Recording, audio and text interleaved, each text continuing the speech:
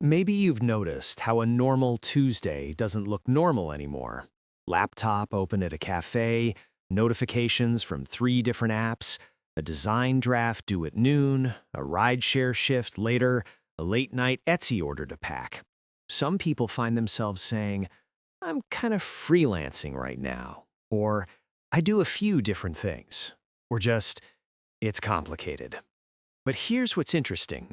For many, this isn't just a financial strategy. It slowly becomes a personality, the side hustle nomad.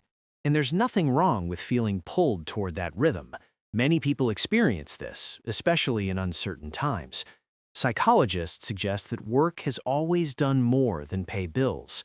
It organizes identity, it structures time, it signals belonging. When traditional paths feel unstable, the nervous system looks for something it can control. Multiple income streams can feel like control. Research shows that some people respond to uncertainty with movement rather than retreat. Instead of freezing, they diversify. Instead of waiting, they build. On the surface, it looks ambitious, energetic, independent, and sometimes it is. But most people don't think about this part. Constant hustling can also be a coping strategy. If early experiences included instability, financial stress at home, unpredictable authority figures, sudden change, the body learns something subtle. Don't rely on one source. Don't put everything in one basket. Keep options open. Not consciously, just quietly. And this is where it gets interesting. Side hustle nomads often describe themselves as multi-passionate, restless, easily bored. Those traits can be strengths: high openness, curiosity, comfort with novelty, but they can also mask something softer, a difficulty tolerating stillness. If nothing is scheduled, anxiety creeps in. If one project slows down, another must replace it, because movement feels safer than waiting. Psychologists suggest that the nervous system equates busyness with safety when unpredictability was once threatening. So the calendar fills up and fills up and fills up. From the outside, it can look scattered, non-committal, afraid of real responsibility. But what looks like avoidance is often heightened sensitivity.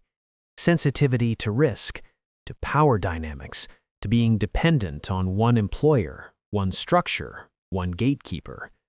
There's awareness there, a refusal to hand over autonomy too easily. And that awareness can fuel creativity.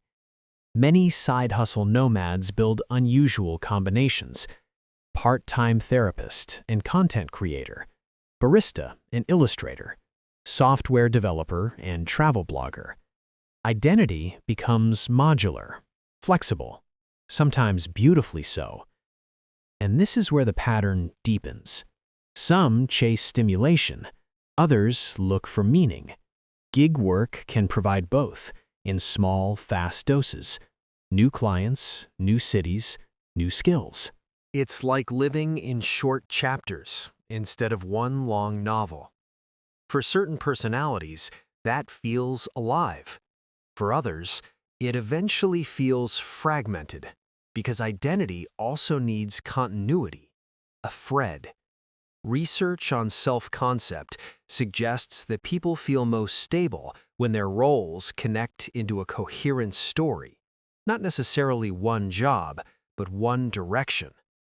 Side hustle nomads sometimes reach a quiet moment, maybe during a slow afternoon, maybe during burnout, where the question surfaces, is this freedom, or is this fear dressed as freedom?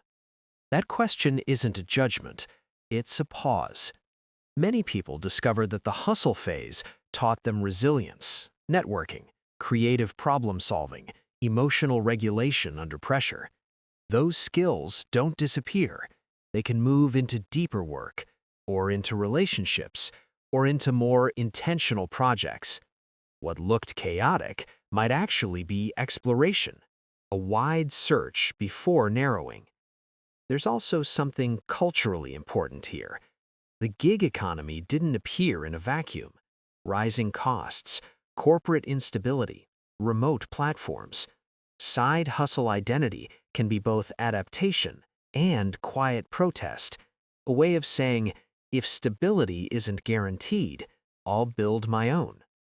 That takes courage, but it also takes energy, and energy is finite. So maybe the real psychological question isn't, why can't I settle down? Maybe it's, what kind of stability actually feels safe? For some, that will still include multiple streams, but chosen deliberately. For others, it will mean committing, not because of fear, but because of clarity. There's nothing inherently broken about wanting flexibility. There's nothing weak about craving security either. Sometimes the most growth happens when movement slows just enough to listen. If any of this resonated with you, there's more to explore. Hit subscribe. Click it if you feel like it. Watch the next video when you're ready. No rush, just understanding.